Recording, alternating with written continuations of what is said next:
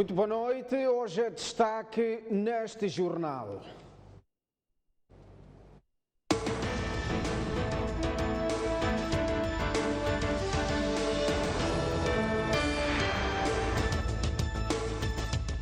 MDM diz respeitar a vontade de Venâncio Mondlane desde que este manifeste por escrito. Polícia da República de Moçambique apreende 20 viaturas roubadas em Gaza. Celebra-se hoje o Dia da Criança Africana.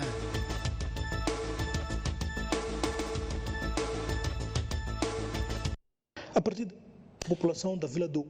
O Presidente da República inaugurou hoje um sistema de abastecimento de água para a Vila de Umuine.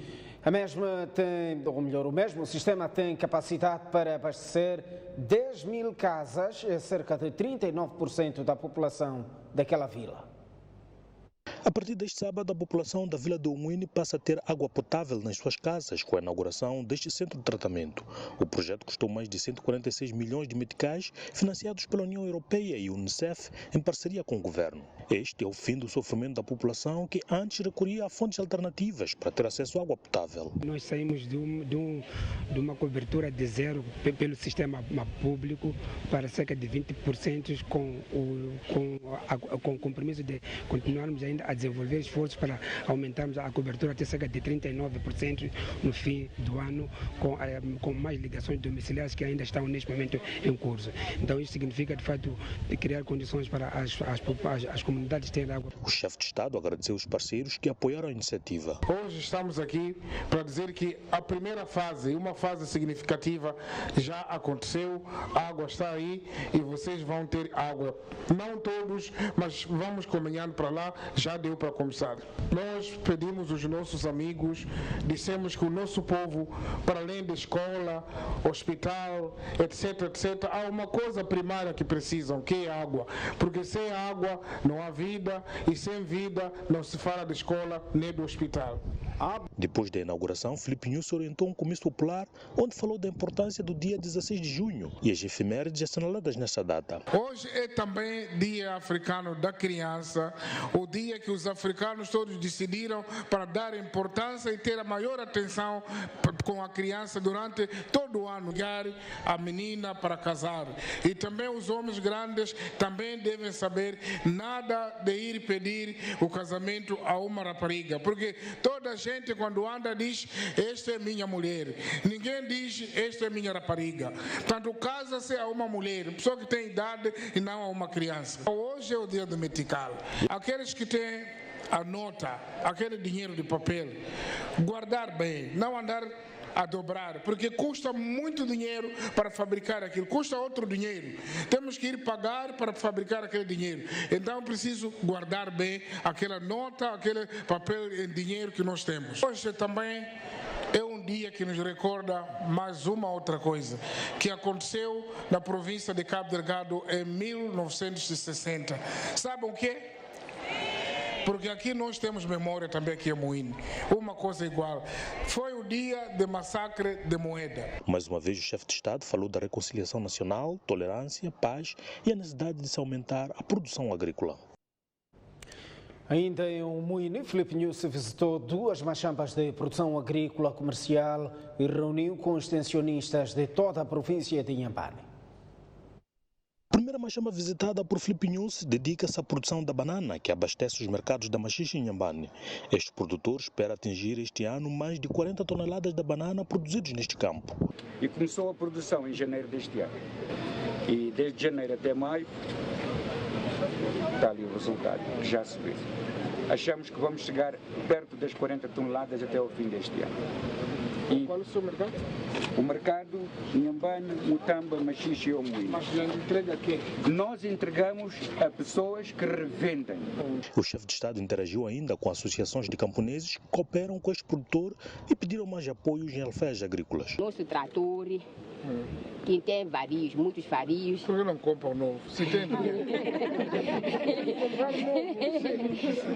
É falta de dinheiro. Mas se vocês produzem para ter dinheiro. Por que não? É pouco, estamos a sustentar as nossas Mas agora querem que vos emprestem o trator e vão pagando pouco a pouco, é isso?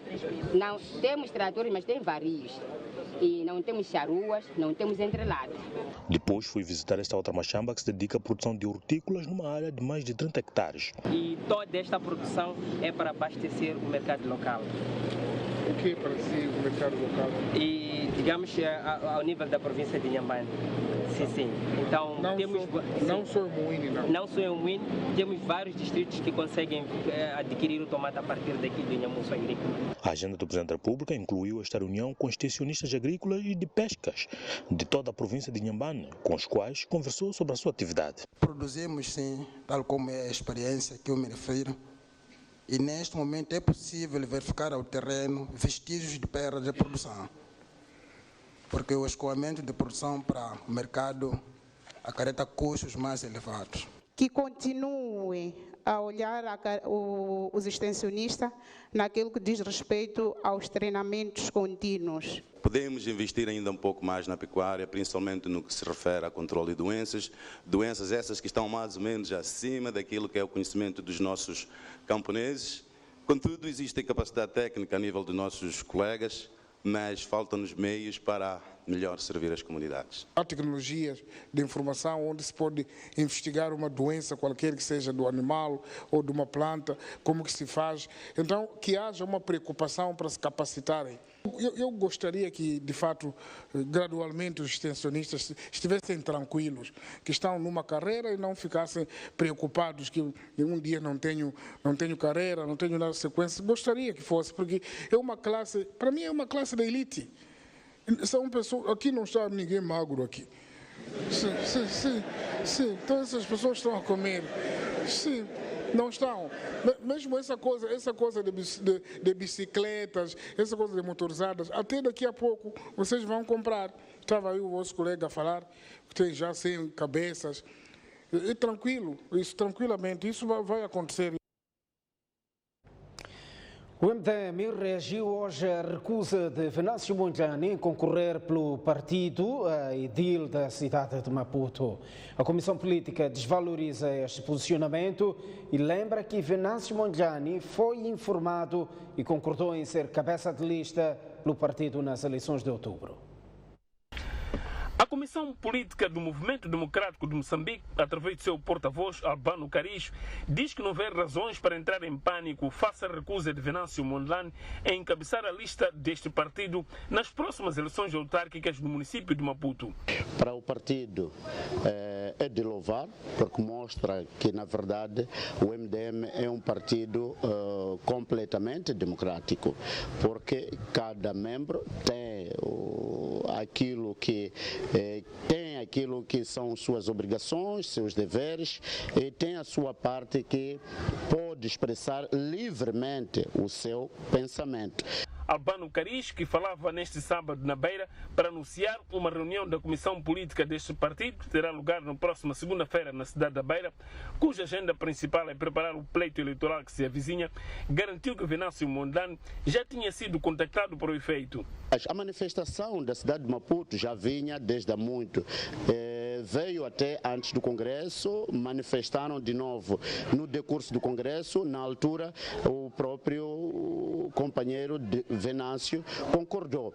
Ainda sobre as autarquias, David Simango e Manuel de Araújo, ambos edis da Beira e Quelimane, serão seguramente os cabeças de lista em outubro próximo. É preciso informar que o partido já teria deliberado que todos aqueles que neste momento são o presidente das autarquias onde o MDM está a governar, se os próprios munícipes e o próprio partido ao nível local concordarem, vão manter como os cabeças de lista dos respectivos municípios. A reunião da Comissão Política do MDM, ora em referência, também analisará as atividades do novo secretariado. Já o secretário-geral do MDM diz que Venâncio Mondlane ainda não formalizou por escrito a sua recusa de concorrer pelo partido na cidade de Maputo. José Domingos lembra que Venâncio Mondlane continua membro do MDM. ele o fazendo formalmente, não há que forçar, não se força a essas funções. O que vamos fazer é explicar aos munícipes, explicar aos quadros que confiaram a ele, dizer que ele não está disposto, que procurem outro quadro que pode assumir as funções, formalizando o pedido. Até então não disse nada, estamos a ouvir pela imprensa, estamos a aguardar pela carta e vamos analisar num fórum próprio. Até hoje ele é membro do Movimento Democrático de Moçambique e continua como membro da nossa bancada na Assembleia da República, razão pela qual não estamos ainda a ver aqui o posicionamento sério. Mas ele querendo pode escrever, pode nos explicar e o partido terá sempre solução, não para por ali. Quem também está de costas voltadas com o MDM é António Frangolis. Em entrevista à STV, Frangolis diz que vai formalizar a sua saída do MDM, alegando que o partido não conseguiu ser uma alternativa política. Não podem os dirigentes pensar que nós somos aquela bola, mesmo aquela bola chuta-se com respeito. Uma verdadeira ruptura dentro do MDM. É assim que António Frangolis classifica a situação que se vive no Movimento Democrático de Moçambique. Diz que tanto ele como o Venâncio Mondlane ainda vão aparecer publicamente a explicar os seus posicionamentos. Há pessoas que pelo menos devem à sociedade dizer alguma coisa. O Venâncio é uma delas. Ele simplesmente disse que não é verdade que consta da lista do MDM, mas ele terá que dar uma explicação à sociedade. E eu acredito que a sociedade também espera do Frangolis uma explicação. Se saiu da Frelimo e deu uma explicação, agora não vai sair do MDM sem dizer nada. Claro que também direi, mas não sou eu sozinho, vem mais, que vou dizer, porque de facto há uma ruptura, só falta formalizar. Só. Se quiserem que me expulsem o porquê formalmente... da saída do Dr. Frangolis do MDM? Mas eu sou aversivo às nomeações.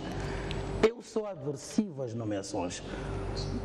As nomeações nunca podem ser democráticas. Democracia é eleições onde todos participam de igual maneira, com igual valia. Frangolis diz ainda que não há nenhuma justificação para o MDM não realizar eleições internas e que o partido mostrou não ser nenhuma alternativa política em Moçambique. O MDM, neste último congresso, como eu já disse aqui uma vez, cometeu o maior sacrilégio, o maior despautério, que até ainda não foi a lei dos partidos, quer-me parecer inclusivamente que contraria a lei dos partidos, porque o princípio democrático na lei dos partidos é uma cláusula geral. Portanto, é um princípio geral que deve ser observado. Faz sentido, porque a lei-mãe diz que a República de Moçambique é um país democrático, de justiça social, etc, etc. Não faz sentido que um partido, recuse o princípio das eleições, que é um dos princípios de democracia, com a justificação de que só tem 9 anos de existência. E eu quero dizer que o MDM, não sei se mostrou, disse que era, fez ver que seria, mas não conseguiu e não consegue ser alternativa política em Moçambique.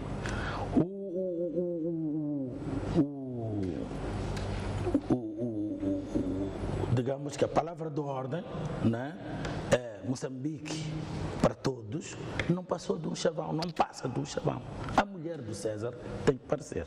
António Frangolis termina afirmando que muitos jovens abandonaram o MDM por terem se apercebido que o partido não é democrático. Na Beira, a Assembleia Provincial de Sofala chumbou o relatório de balanço do Plano Econômico Social de 2017 do Governo de Sofala. O relatório foi chumbado pelos membros das bancadas da Renamo e do MDM.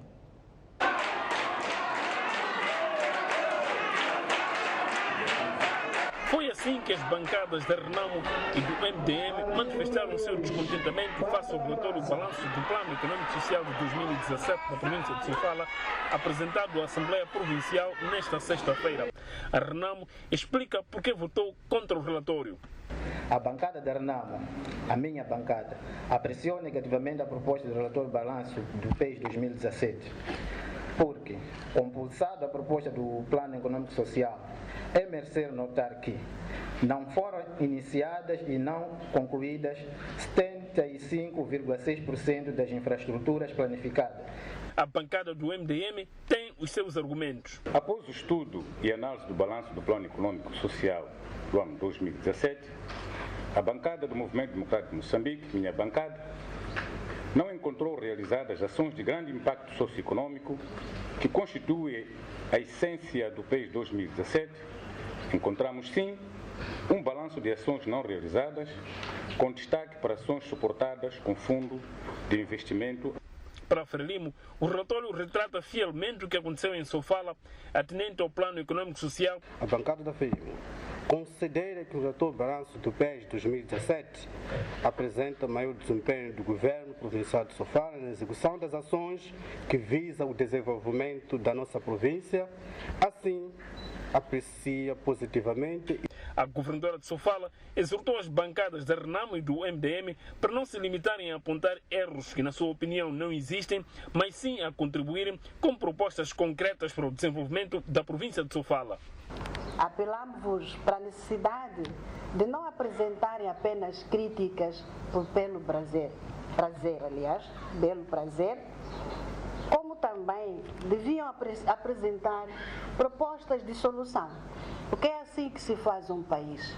Refira-se que a Assembleia Provincial de Sofala é composta por 82 membros, dos quais 45 da Renamo, 30 da Frelimo e 7 do MDM. Ainda na Assembleia Provincial de Sofala, o governo informou que os processos sobre o assassinato do antigo chefe da bancada da Renamo e o rapto de um membro da mesma bancada já se encontram no Ministério Público. Os casos ocorreram em 2016.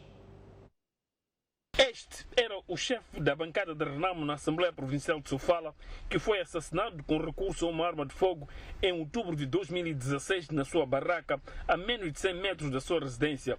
Nesta sexta-feira, a Assembleia, reunida em quinta sessão ordinária, questionou ao governo o estágio do processo. Em resposta, o diretor provincial da Justiça e Assuntos Religiosos garantiu que o processo em torno do assassinato de Juma Ramos já foi remetido ao Ministério Público. Que ostenta o processo número 3721/2016, que reporta caso de homicídio voluntário qualificado, onde temos como denunciante Rosa Nhamite Fernando, na qualidade de esposa, sendo a vítima Juma Ramos. Após a instrução preparatória, o processo também foi remetido ao Ministério Público em 21/12/2017.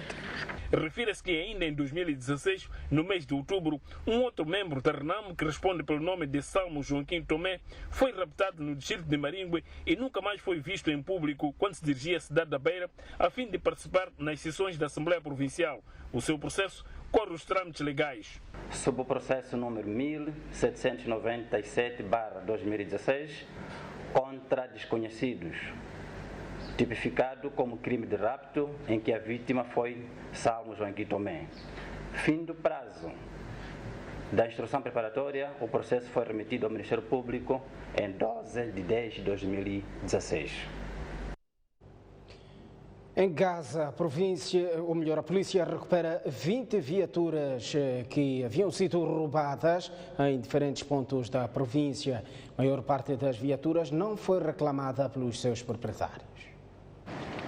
Nesta, que era conhecida como uma província calma em termos de crimes, sobretudo roubo de viaturas, no último mês a situação foi contrária. Trata-se destas viaturas, maioritariamente de uso particular, que foram roubadas em cerca de um mês em várias estradas de Gaza, em particular na cidade de Xai-Xai. Confrontada com as denúncias, as autoridades policiais realizaram operações que culminaram com a neutralização de parte dos assaltantes e recuperação das viaturas. Nós usávamos a arma para assaltar pessoas. Algumas pessoas assaltávamos na estrada quando seus carros estivessem avariados. A arma não é minha, é de um amigo que fugiu. Nós fomos encontrados pela polícia quando estávamos a voltar de um assalto. Ainda na cidade de Xai-Xai estão detidos estes dois jovens acusados de fazer parte de uma quadrilha que se dedica à falsificação de livretes e talões de depósito. Falsificação, não posso dizer de que eu sei falsificar, não, porque há uma pessoa que veio levar dinheiro, depois dali saiu, foi fazer as coisas dele, nos trouxe o talão de depósito, do tipo, aquilo já está resolvido, nós podíamos levar o talão de depósito para o quê? Para a Inater e entregar o talão de depósito para poder abater a multa no sistema. Então, sem tomar conhecimento de que aquilo não era legal, porque entrei lá, era falso, eu não sabia de facto. Eu fui para lá, entreguei talão de depósito, descreveram aquilo em como se tivesse pago a multa e me deram a fatura. A maior parte das viaturas está aqui no comando provincial da PRM em Gaza, ainda à espera dos seus proprietários para virem levantar as mesmas. Sabe-se que outras encontram-se parqueadas em algumas esquadras daqui da cidade de Xai-Xai. Alguns proprietários contactados pela STV que já vieram levantar as viaturas mostraram-se indisponíveis para falar sobre o assunto, para contar em que circunstâncias terão sido vítimas do roubo. Com imagens de Abdul Manissa, Antônio Frades para STV. O porta-voz do comando da PRM em Gaza diz que as autoridades estão a intensificar operações para erradicar por completo casos de roubo de viaturas. Do resultado operativo levado a cabo, tivemos a detenção de 3 quadrilhas, portanto, uma das quais armada, estão sob custódia policial e neste momento aguardam, portanto, os procedimentos subsequentes. A polícia continua vigilante, continuaremos a intensificar cada vez mais os nossos trabalhos operativos para estancar até o nível 0, portanto, o roubo de viaturas, bem como assaltos em residências. A província de Gaza não é e nunca será palco, portanto, de roubo de viaturas. Estancamos até o nível 0. Há um apelo que nós gostaríamos de deixar aos automobilistas para que redobrem ainda mais os mecanismos de segurança nas suas viaturas e que sempre que se observar algum furto ou roubo de viatura, que contactem tempestivamente as autoridades policiais, porque nós observamos que os cidadãos, tanto reportam tardiamente questões de roubo de viatura. É importante que na mesma altura em que se toma conhecimento do desaparecimento da viatura, seja reportada às autoridades policiais para que seja desencadeada a tempo útil, portanto, as ações necessárias para a recuperação da mesma. Temos a garantir e reiteramos que a província de Gaza não será palco, não é palco de roubo de viaturas. A polícia introduziu esta tarde em Maputo uma forma inovadora de fiscalização rodoviária. Os automobilistas abrandam a marcha e exibem as suas cartas de condução. A Polícia de Trânsito diz que pretende desencorajar a condução ilegal. Vamos abrandar a marcha e exibir as cartas de condução. É um modelo inovador de fiscalização de trânsito, cuja eficácia só o futuro poderá determinar. Os automobilistas apenas têm que reduzir a marcha e exibir as suas cartas de condução. A polícia diz que a escolha da hora de ponta não foi por acaso. É sabido que há muitos condutores que andam nas manhãs, não têm cartão, aproveitam aquela hora morta, vão aos seus serviços e não têm carta de condução. E aproveitam aquela hora das 16 e voltam às casas. Sabem que essa hora não há fiscalização, é hora de muito movimento. Alguns minutos depois do início da operação, já haviam sido detectados alguns condutores em situação irregular. Esta viatura ficou retida porque o condutor havia esquecido a carta de condução em casa. Felizmente tudo acabou bem, apesar dele não ter aceito falar às nossas câmaras. Este jovem teve mesmo que fugir das câmaras porque a sua carta estava adulterada. A validade de uma carta são 5 anos. Ele o que fez? Tirou a data, ele apagou os meses. A polícia diz que há entre os condutores situações bem mais graves. Há uma suspeita de que os condutores inibidos não estão a cumprir com aquilo que a lei prevê. Este trabalho educativo, reitero, educativo, visa isso. Mas daqui em diante faremos um outro trabalho que não tem a ver com a educação. Quem não estiver na situação irregular vai ser sancionado em função daquilo que a própria lei prevê. Para a Associação das Vítimas de Insegurança Rodoviária, AMVIRO, há um outro aspecto para o qual, nestas campanhas, a polícia devia prestar muita atenção. Nós também, como sociedade civil, podemos constatar que muitos dos chapeiros que fazem este serviço público não estão qualificados para o serviço que eles têm a fazer. Portanto, a experiência daquele serviço, da sua carta, não permite para que ele faça aquele serviço. E que isso é um risco que está a colocar para todos os utentes todos os passageiros. Os condutores inibidos que se fizerem ao volante incorrem ao crime de condução ilegal e de desobediência. O Jornal da Noite sai a esta altura para uma curta pausa. Voltamos dentro de instantes com o melhor da informação. Até já.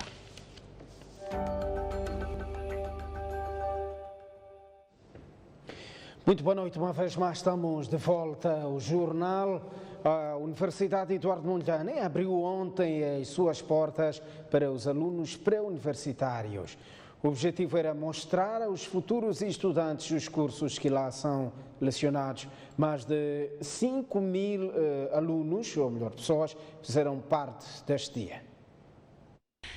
Esta foi a 7ª vez que a Universidade Eduardo Mondlane decidiu realizar o Dia Aberto. O dia é caracterizado por palestras, exposição das faculdades da UEM e atividades recreativas. O reitor da Universidade, Orlando Quilambo, explicou aos futuros estudantes da UEM a importância do Dia Aberto e indicou as exigências desta, que é considerada a maior universidade do país. A nossa ideia é que vocês deveriam preencher o tal inquérito a dizer quais são as vossas opções, 2 opções dos cursos que querem fazer na UEM. E depois da visita, voltarem a preencher e dizer quais são as vossas opções depois da visita. Os estudantes passearam pelas salas onde estavam expostos o curso e alguns identificaram-se. E nós queremos aqui entrevistar um estudante. Esta, por exemplo, identificou-se com o jornalismo, curso oferecido pela Escola de Comunicação e Artes da Universidade Eduardo Mondlane. Posso ver alguma informação e eu levo aquela informação, faço de contas que eu estou a apresentar. E minha mãe diz que eu faço bem. Gostaria de ver aquele curso de Direito. A Universidade Eduardo Mondlane tem mais de 10 faculdades, incluindo escolas superiores. É a mais antiga do país e é considerada a 17ª melhor universidade do continente africano. A empresa Águas de Namacha ofereceu hoje livros, produtos alimentares e brinquedos a crianças órfãs, alusivo ao Dia da Criança Africana, que se comemora hoje. As crianças da casa Madre Maria Clara tiveram esta sexta-feira uma tarde diferente. O orfanato, que acolhe meninas dos 4 aos 24 anos, foi o escolhido para receber a ação beneficente da empresa Águas de Namacha. As crianças receberam livros didáticos, brinquedos, produtos de higiene e alimentares. Nós estamos sempre à procura, digamos assim, de obras sociais importantes às quais nos possamos juntar para dar também o nosso contributo e desta forma retribuirmos à comunidade aquilo que fazem por nós todos os dias, ao preferirem a nossa marca, ao consumirem a nossa marca, permitem que nós possamos também apoiar Moçambique no seu desenvolvimento, no seu crescimento. As irmãs franciscanas hospitaleiras, que fazem a gestão do orfanato, agradecem o gesto. Temos algumas pessoas de boa vontade e neste momento aqui a Companhia das Águas de Namacha, que nos ofereceram este grande este grande mimo para as crianças, precisamente neste mês da criança, e amanhã celebra-se o Dia da Criança Africana. Foi mesmo um gesto muito grande para nós, que não sabemos como agradecer. Esperamos que Deus recompense a estas pessoas. O orfanato acolhe 80 meninas órfãs e de famílias vulneráveis. E é já hoje que celebra o 16 de junho, o Dia da Criança Africana. Na cidade de Maputo, menores juntaram-se no Jardim dos Professores para comemorar a data. Foi um verdadeiro dia de festa, mas também de muita aprendizagem, tal como testemunham as crianças.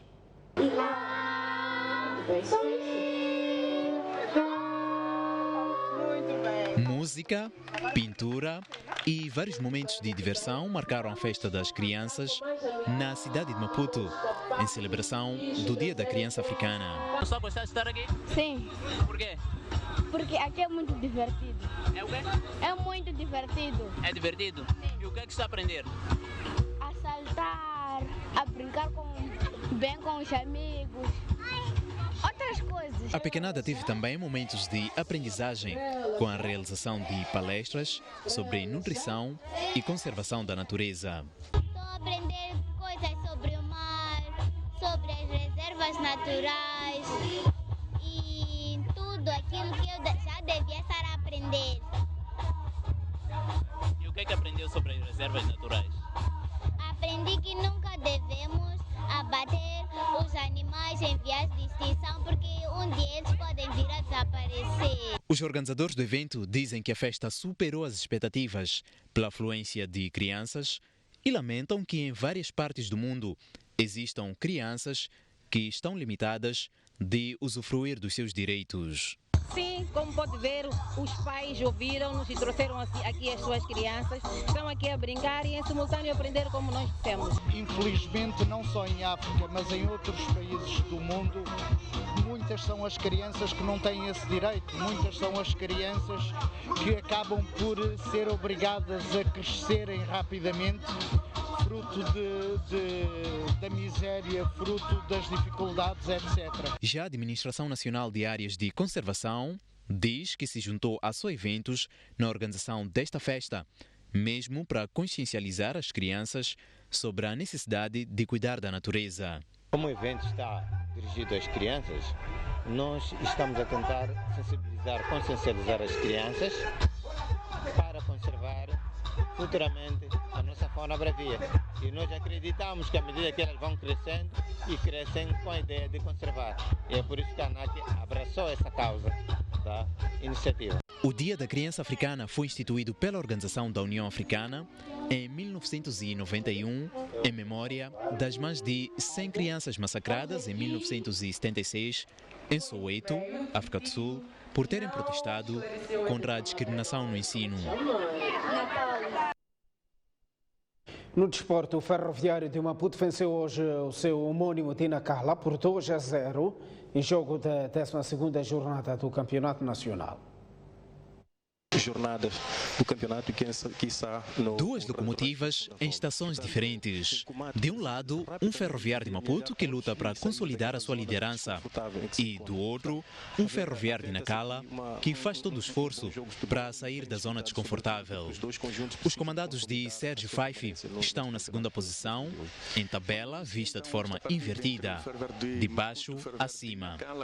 Os locomotivas da capital tentaram impor o seu estatuto de donos da casa, mas até o primeiro quarto de hora não se vislumbrava qualquer lance de perigo de ambas as partes. Houve ainda algum vapor por parte do Ferroviário de Maputo, mas até o sinal do intervalo, o marcador continuava intacto. Já na segunda parte, Kelo sofre um golpe na grande área adversária e o juiz da partida apontou para a grande penalidade. Na cobrança, Kelo atirou para um 1-0 a favor do Ferroviário de Maputo. O marcador, o remate para o primeiro golo do jogo. Cá está o primeiro golo de jogo na transformação. Os locomotivas da capital procuraram alargar vantagem, efetuando várias incursões sobre o terreno contrário, mas longe da pontaria para a baliza do adversário. Já nos 4 minutos de compensação, Diogo surge a encerrar em grande para o 2-0. Segundo golo do jogo, lá está. Foi um jogo extremamente difícil contra uma equipa bem orientada, com bons valores. Criou-nos muitas dificuldades. Chegamos à vantagem com mérito, não foi por o facto de ter sido em penalti. Podíamos ter aumentado o volume da vantagem, mas não conseguimos. O objetivo foi alcançado, os 3 pontos, continuamos em primeiro, mas um jogo que esteve muito longe daquilo que é o rendimento da nossa equipa. Fomos infantis em 2, 3 lances e o adversário aproveitou. Agora o que nós temos que fazer é procurar levantar a cabeça e pensarmos no próximo jogo. Vamos jogar em casa, vamos procurar a todo custo vencer o jogo, que é para ganharmos mais confiança e ganharmos mais estabilidade. Saímos a esta altura para mais um curto intervalo, mas antes o estado tem para as principais cidades moçambicanas. Amanhã, domingo, a cidade de Maputo irá registrar uma máxima de 26 graus e uma mínima de 15, 25 de máxima para Xai-Xai e 14 de mínima. Inhambane terá uma máxima de 27 graus e uma mínima de 19. No centro do país, 33 graus de máxima para Tete, 19 de mínima, 25 graus de máxima no Chimoio e 13 de mínima. Beira, 28 de máxima e 17 de mínima, enquanto que Quelimane terá uma máxima de 30 graus e uma mínima de 20. No norte do país, a cidade de Lixinga irá registrar uma máxima de 23 graus e uma mínima de 12, 29 de máxima para Pemba e 20 de mínima, enquanto que Nampula terá uma máxima de 29 graus e uma mínima de 17. Até já!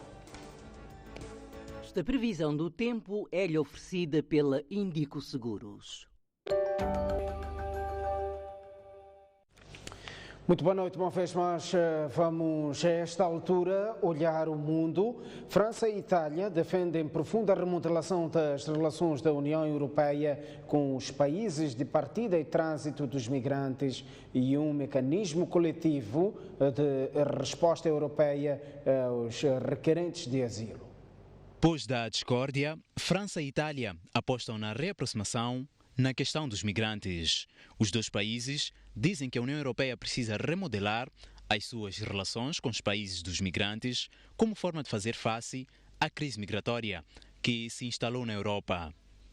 O primeiro-ministro italiano Giuseppe Conte disse estar em desacordo com as propostas de reforma em debate acerca das regras de Dublin, que impõem, nomeadamente, o reenvio dos migrantes para o primeiro país europeu de entrada, no qual foi registrado o pedido de asilo.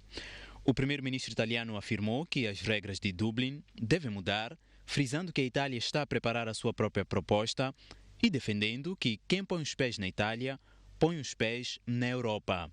É preciso consolidar o conceito de fronteira europeia. O presidente francês Emmanuel Macron concorda com o chefe do executivo italiano e acrescenta que, atualmente, os países de entrada do sul da Europa suportam um peso excessivo de pressão migratória. Disse que as políticas europeias atuais não funcionam. Emmanuel Macron afirmou que a França recebeu, desde o início do ano, muitos pedidos de asilo de pessoas que se viram recusadas de outros países e, de acordo com as regras de Dublin, uma maioria dos quais terão de ser primeiro reenviados para esses países de entrada antes de serem transportados para os países de origem. Essas regras são insustentáveis. Os Estados Unidos da América vão impor uma taxa de 25% sobre os produtos chineses como forma de combater o roubo da propriedade intelectual. O presidente dos Estados Unidos da América anunciou que vai impor uma taxa de 25% à importação de um leque de produtos chineses que representam 50 mil milhões de dólares. Em comunicado, a administração diz não poder continuar a tolerar o roubo de propriedade intelectual através de práticas injustas. A China já respondeu dizendo que vai aplicar tarifas equivalentes. Se os Estados Unidos tomarem medidas protecionistas unilaterais que prejudiquem os interesses da China, vamos reagir rapidamente e tomar de forma enérgica as medidas necessárias para proteger o nosso comércio e os nossos direitos legítimos, afirmou o porta-voz do Ministério dos Negócios Estrangeiros, Sheng Shuang. Em comunicado, a China já apelou a outros países para tomarem uma ação coletiva contra o que designam como uma conduta retrógrada dos Estados Unidos. E a China já reagiu à guerra comercial com os Estados Unidos e aumentou as tarifas de importação de produtos americanos, como soja, peixe, carros elétricos e bebidas. Depois do presidente dos Estados Unidos da América ter anunciado que vai aplicar uma taxa de 25% sobre produtos chineses, a resposta da China não tardou. Este sábado, a China anunciou um aumento das taxas de importação de produtos norte-americanos no valor de cerca de 50 bilhões de dólares. O Ministério de Comércio chinês assegurou em comunicado que, apesar de não desejar uma guerra comercial entre as duas potências, responderia aos Estados Unidos da América de maneira contundente e imediata. As duas nações cancelaram assim os acordos econômicos assinados e se pôs fim à calma conseguida nas últimas semanas após as negociações entre as duas economias mais fortes do mundo. Está tudo visto no jornal. Gratos pela atenção dispensada. Voltamos a cruzar caminhos em antena num próximo encontro. Até lá.